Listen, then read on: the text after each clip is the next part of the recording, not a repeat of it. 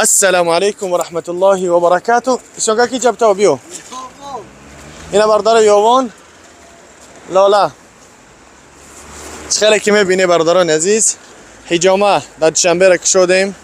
رقم ها روی اکران نسیم کردن او گفتیم 13 آخرش 8 976 13 خلاصی گپ این حاجی مصلح الدین یوون با قربی در یوون موی میکنیم برادران عزیز. در یوون موی میکنیم در بدخشان، در طرف کلوب، خوجند، پنجکند، اشت، رشت، بعد تشکند در دوشنبه در هر یک کوچه‌اش ان شاء الله که موی میکنیم با قربی.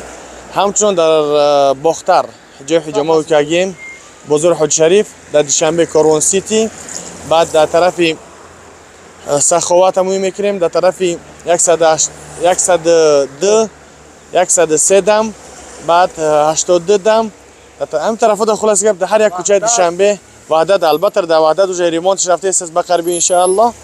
خب خلاص گپ انتظار باشین در لوبای جایی که باشین میتونین که ان شاء الله سلیحکه برین حجامه را بگیرین و ما در خدمت شما. همچنان در اپیسانی رقم را میمونم که در شهر مسکو، سن پترزبورگ، یکاترینبورگ، کراسنودار به قربی در همه جاش ان شاء الله میکنیم. خدا نگهبانتان باشه. با دعا باشین. السلام علیکم. ماشاءالله این اره بچه ها جلسکه فروخته ایسن همیه حتی شنوختن ما. ماشاءالله این وطنی عزیز چه حضرت ها حاجی مسلم سرد رقم را بگو. کوچه های یوان الحمدلله برادران یوانی بسیار داریم.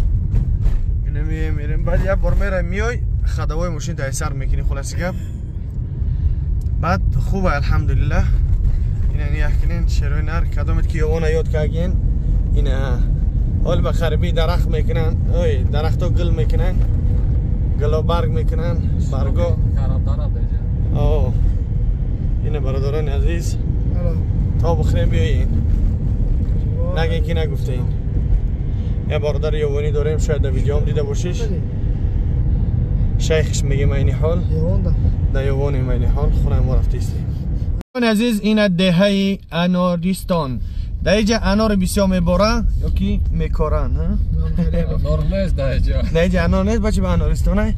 خلاص که اینه که قاف اینه که ها را بین چقدر کلانه ماشاءالله.